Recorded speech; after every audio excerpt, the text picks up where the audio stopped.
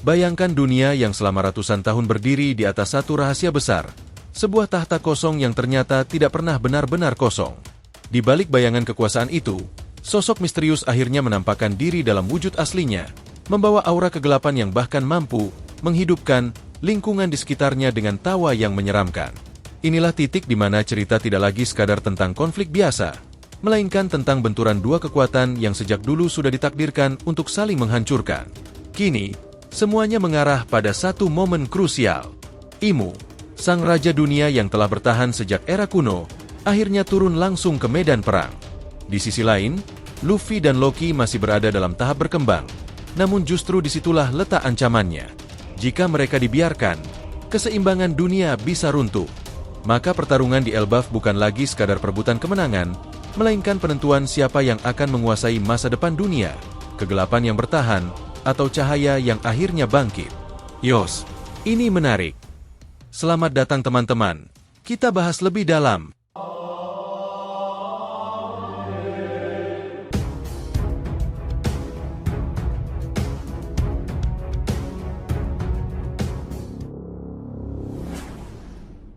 Oh iya, biar terus bisa berinteraksi dengan kalian, subscribe di channel ini dan bantu ramein video ini pula ya sob. Oke, yuk kita bikin One Piece makin rame lagi.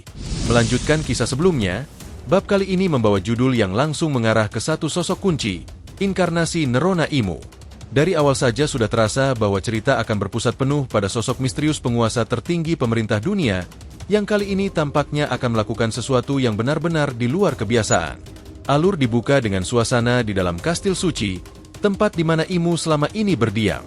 Ia menyampaikan keinginannya untuk keluar sejenak, sesuatu yang sangat jarang terjadi, mengingat terakhir kali ia muncul dengan tubuh aslinya sudah berlalu sejak ratusan tahun silam. Keputusan itu bukan tanpa alasan. Sejak beberapa waktu terakhir, Imu ternyata sudah menyiapkan langkah besar untuk menuju Pulau Elbaf. Semua persiapan akhirnya rampung di chapter ini, menandakan bahwa rencana tersebut bukan sekadar wacana. Para Gorosei, sebagai pemegang otoritas tertinggi kedua setelah Imu, tidak memiliki kekuatan untuk menolak. Dalam struktur kekuasaan pemerintah dunia, Imu berada di puncak absolut, sehingga segala keputusan darinya tidak bisa diganggu-gugat. Awalnya, para Gorosei menyambut keputusan ini dengan optimisme. Mereka melihat ini sebagai kesempatan untuk menunjukkan kepada dunia betapa mengerikannya kekuatan sejati pemerintah dunia jika sang penguasa sendiri turun tangan. Namun setelah dipikir lebih dalam, muncul kekhawatiran yang tidak bisa diabaikan. Meski Imu dikenal sebagai sosok terkuat, dunia One Piece telah berulang kali membuktikan bahwa tidak ada yang benar-benar tak terkalahkan. Sejarah menjadi pengingat nyata. Di masa lalu, sosok sekuat Joybe pun bisa tumbang. Itu berarti Imu, sekuat apapun dirinya sekarang, tetap memiliki kemungkinan untuk dikalahkan. Terlebih lagi, ancaman saat ini tidak bisa dianggap remeh. Ada Luffy dengan kekuatan Nika, dan Loki dengan kekuatan misteriusnya. Jika dua kekuatan itu bersatu, ada kemungkinan besar mereka menjadi counter alami bagi kekuatan Imu. Dalam konsep pertarungan di dunia ini, setiap kekuatan pasti memiliki kelemahan. Dan jika benar kekuatan Nika dan kekuatan Loki saling melengkapi, maka situasinya bisa menjadi sangat berbahaya bagi Imu. Terlebih lagi, keberadaan Imu ternyata terhubung langsung dengan Gorosei dan Kesatria Suci. Jika sesuatu terjadi pada Imu, dampaknya bisa merambat ke seluruh struktur kekuasaan tersebut. Karena itulah para Gorosei mencoba memberi saran. Mereka menyarankan agar Imu tidak turun langsung ke medan perang. Sebagai gantinya, mereka mengusulkan pengiriman armada angkatan laut dalam jumlah besar, dipimpin oleh para admiral. Dengan kekuatan militer sebesar itu, mereka yakin misi di Elbaf tetap bisa diselesaikan tanpa harus mempertaruhkan sosok terpenting di dunia. Bahkan, mereka menawarkan opsi lain. Jika admiral dianggap belum cukup, para Gorosei sendiri siap turun tangan. Menurut mereka, risiko kehilangan seorang Gorosei jauh lebih kecil dibanding kehilangan Imu. Jika salah satu dari mereka gugur, posisi itu masih bisa digantikan. Namun jika Imu jatuh, maka seluruh fondasi pemerintah dunia berpotensi runtuh seketika. Sayangnya, semua saran itu ditolak mentah-mentah. Imu tetap bersikeras untuk bergerak sendiri. Keputusan ini jelas bukan tindakan gegabah, melainkan hasil perhitungan matang. Kegagalan besar di Pulau Egghead menjadi salah satu alasan utama. Saat itu, para Gorosei gagal menghabisi Luffy, bahkan membiarkannya lolos hingga mencapai Elbaf. Belum lagi siaran dari Vegapunk yang sempat tersebar ke dunia, meski tidak sepenuhnya selesai. Ditambah lagi dengan kebangkitan kekuatan kuno yang mengejutkan, semua itu menjadi pukulan besar bagi Imu. Dampaknya pun langsung terasa, dengan eksekusi terhadap Saturn yang kemudian digantikan oleh Garling. Dengan rentetan kegagalan tersebut, Imu tidak lagi menaruh kepercayaan penuh pada Gorosei untuk menangani situasi di Elbaf. Apalagi sekarang ancamannya semakin besar. Tidak hanya Luffy, tetapi juga Loki yang kekuatannya belum sepenuhnya terungkap. Imu menyadari bahwa keduanya belum mencapai puncak kekuatan mereka, dan justru disitulah peluang untuk menghentikan mereka sebelum terlambat. Akhirnya, para Gorosei tidak punya pilihan selain membiarkan keputusan itu berjalan. Mereka mencoba melihat sisi positifnya. Sebelumnya, saat Imu hanya mengendalikan tubuh perantara, kekuatannya memang terbatas, sehingga wajar jika bisa dikalahkan. Namun kali ini berbeda. Imu akan turun dengan tubuh aslinya, yang berarti kekuatan penuh akan dilepaskan. Di sisi lain, Luffy dan Loki kemungkinan sedang berada di puncak kepercayaan diri setelah kemenangan sebelumnya. Inilah momen yang dianggap tepat oleh Imu untuk menghancurkan rasa percaya diri tersebut secara langsung. Dengan menghadapi mereka sendiri, Imu ingin menunjukkan perbedaan kekuatan yang sesungguhnya. Lebih dari itu, Imu juga memahami satu hal penting, waktu tidak berpihak padanya. Jika Luffy terus berkembang, kekuatan Nika akan semakin sempurna. Begitu juga dengan Loki, yang perlahan menguasai kekuatannya. Jika dibiarkan, keduanya bisa menjadi ancaman yang tidak lagi bisa dikendalikan di masa depan. Di masa lalu, Imu memang berhasil mengalahkan Jaybird dan juga sosok lain yang setara dalam pertempuran terpisah. Namun situasi sekarang berbeda. Untuk pertama kalinya, dua kekuatan itu berpotensi bersatu dalam satu medan tempur, bahkan dengan kerja sama yang solid. Pengalaman sebelumnya menunjukkan bahwa Luffy dan Loki mampu bertarung dengan koordinasi yang luar biasa. Hal ini sangat kontras dengan masa lalu, di mana musuh-musuh Imu tidak pernah benar-benar bersatu. Dan justru disinilah letak ancaman terbesar yang kini mulai terbentuk. Jika melihat ke masa lalu, situasinya memang jauh berbeda. Nika dan Nidok saat itu tidak memiliki hubungan yang dekat, bahkan bisa dibilang tidak benar-benar selaras. Itulah alasan mengapa dulu Imu bisa mengalahkan mereka secara terpisah dengan relatif lebih mudah. Ditambah lagi, pada era tersebut Imu tidak bertarung sendirian. Ia didukung oleh 20 kerajaan besar yang membuat kekuatan tempurnya benar-benar masif. Berbeda dengan kondisi sekarang, di mana sebagian kerajaan mulai membelot dan tidak lagi berada di bawah kendali penuh pemerintah dunia. Kekuatan yang dulunya begitu solid kini tidak lagi sekuat masa lalu. Karena itulah, keputusan untuk segera menyingkirkan Luffy dan Loki dianggap sebagai langkah paling tepat, terutama sebelum keduanya benar-benar menguasai kekuatan masing-masing. Setelah semua persiapan rampung, Imu akhirnya bergerak menuju Elbaf menggunakan lingkaran sihir, sebuah metode teleportasi yang memungkinkan perjalanan instan dalam jarak yang sangat jauh. Perpindahan ini terasa begitu efisien, mengingat jarak antara Merigoise dan Elbaf yang seharusnya memakan waktu lama jika ditempuh secara biasa. Sementara itu di Elbaf, tepatnya di wilayah Desa Barat, sebuah penemuan mengejutkan terjadi. Gen menemukan jantung milik Somers yang saat itu masih dalam proses regenerasi. Namun yang membuatnya benar-benar aneh adalah bentuk jantung tersebut. Bukan organ biologis biasa, melainkan seperti mesin. Hal ini membuka fakta baru tentang para kesatria suci. Rupanya, mereka tidak sepenuhnya manusia biasa. Tubuh mereka telah dimodifikasi setelah diangkat menjadi kesatria suci. Bukti paling jelas bisa dilihat dari sosok Shamrock, yang dulunya hanyalah manusia normal sejak lahir, bahkan diperlihatkan memiliki tubuh bayi yang wajar. Namun setelah dewasa dan mendapatkan posisi tersebut, tubuhnya mengalami perubahan, termasuk penggantian jantung menjadi mekanis. Jantung mesin inilah yang menjadi kunci berbagai kemampuan mereka, seperti regenerasi cepat, teleportasi, hingga kekuatan unik lainnya. Di sisi lain, perubahan ini juga menjelaskan kenapa para kesatria suci terlihat dingin dan kehilangan sisi kemanusiaan.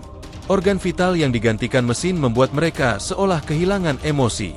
Fakta ini cukup mengejutkan, karena sebelumnya kekuatan mereka diduga murni berasal dari kekuatan Imu. Namun kenyataannya, ada campuran teknologi di dalamnya. Hal ini kemungkinan besar berkaitan dengan teknologi kuno dari masa lalu, mengingat kerajaan kuno dikenal memiliki tingkat kemajuan yang sangat tinggi, bahkan menjadi inspirasi bagi penemuan Vegapunk. Kembali ke situasi di lapangan, Zoro yang melihat jantung mekanis tersebut langsung memunculkan ide krusial. Selama ini, para kesatria suci hampir tidak bisa dikalahkan karena kemampuan regenerasi mereka. Bahkan serangan dengan Haoshoku Haki pun hanya mampu memperlambat proses penyembuhan, bukan menghentikannya sepenuhnya. Namun Zoro mulai berpikir berbeda. Bagaimana jika sumber utama kekuatan itu dihancurkan?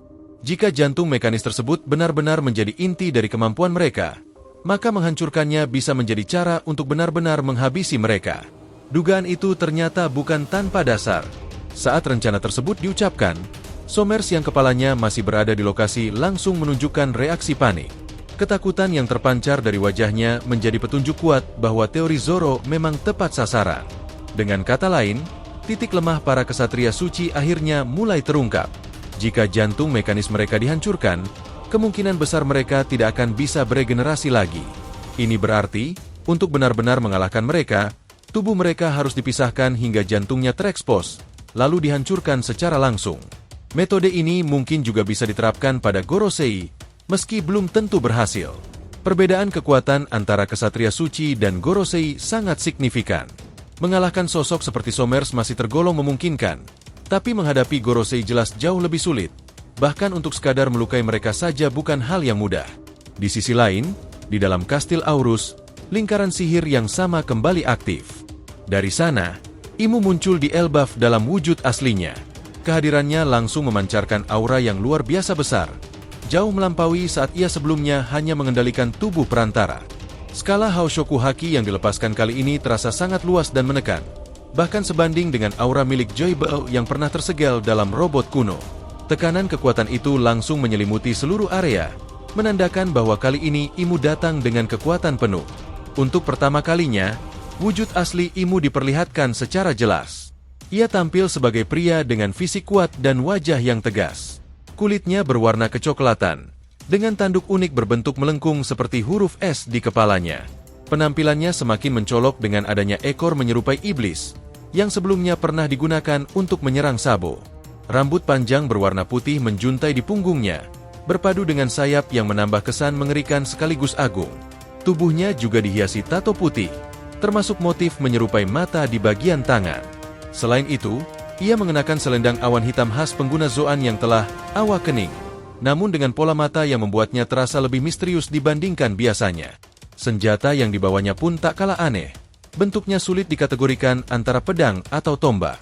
Di bagian gagangnya, tampak elemen awan hitam yang semakin memperkuat aura misteriusnya. Namun ada satu detail yang cukup mencurigakan, darah yang menetes dari sudut mulutnya. Ada beberapa kemungkinan yang bisa menjelaskan hal ini. Bisa jadi itu adalah efek dari kemarahan yang memuncak, mengingat ia harus turun langsung menghadapi Luffy dan Loki. Atau mungkin ada ritual tertentu yang harus dilakukan saat menggunakan teleportasi, seperti mengorbankan darah. Kemungkinan lain adalah efek samping setelah sekian lama tidak keluar dari kastil. Setelah ratusan tahun berdiam, tubuhnya mungkin mengalami reaksi tertentu saat kembali aktif di dunia luar. Meski begitu, jawaban pastinya masih menjadi misteri yang kemungkinan akan terungkap di chapter berikutnya. Setelah kemunculannya, Imu langsung menuju puncak menara Kastil Aurus. Dari sana, aura Haoshoku Haki yang ia pancarkan mulai memengaruhi lingkungan sekitar. Hal yang paling aneh, benda-benda di sekitarnya seperti pohon dan bangunan tampak hidup, bahkan tertawa dengan nuansa yang menyeramkan. Sebuah pertanda bahwa kehadiran Imu bukan sekadar ancaman biasa, melainkan sesuatu yang jauh lebih mengerikan. Kemampuan yang diperlihatkan Imu di sini terasa mirip dengan kekuatan Big Mom saat menciptakan Homies, di mana benda mati bisa diberi nyawa. Bedanya cukup mencolok. Jika Homies milik Big Mom bisa menunjukkan berbagai ekspresi, ada yang ceria, ada juga yang menyeramkan. Semuanya tergantung suasana hati sang pengguna, maka aura yang dipancarkan Imu justru cenderung satu arah, gelap dan mengerikan. Semua yang terpengaruh olehnya seakan dipaksa berubah menjadi sesuatu yang jahat, tertawa dengan nuansa iblis tanpa pengecualian. Hal ini sejalan dengan kemampuan Imu yang mampu mengubah makhluk lain menjadi seperti iblis melalui teknik tertentu. Jadi wajar saja jika Haoshoku Haki miliknya juga ikut membawa efek serupa, membuat lingkungan sekitar seperti hidup dengan energi negatif. Dalam momen kemunculan itu, akhirnya terungkap identitas aslinya, Nerona Imu, salah satu dari 20 pendiri pemerintah dunia. Namun berbeda dengan pendiri lainnya yang sudah lama mati, Imu justru masih hidup hingga sekarang. Bahkan ada kemungkinan usianya jauh melampaui 800 tahun. Di dalam istananya terdapat 20 pedang yang mewakili para pendiri tersebut, simbol kesepakatan bahwa semua kerajaan memiliki kedudukan setara. Karena itu, tahta di sana sengaja dibiarkan kosong sebagai lambang kesetaraan. Tetapi seiring berjalannya waktu, hanya Imu yang tersisa. Dengan para pendiri lain telah tiada, ia menjadi satu-satunya yang berhak menduduki tahta kosong tersebut. Raja-raja yang ada sekarang hanyalah keturunan dari para pendiri, sementara Imu adalah sosok asli yang masih bertahan sejak awal. Artinya, ia telah memimpin dunia selama ratusan tahun tanpa pernah tergantikan. Dalam pengenalan karakternya, Imu juga disebut sebagai Raja Dunia. Ini bukan sekadar julukan, melainkan status nyata. Gelar inilah yang dulu diincar oleh Rox de Sebek, meski akhirnya gagal dalam insiden God Valley.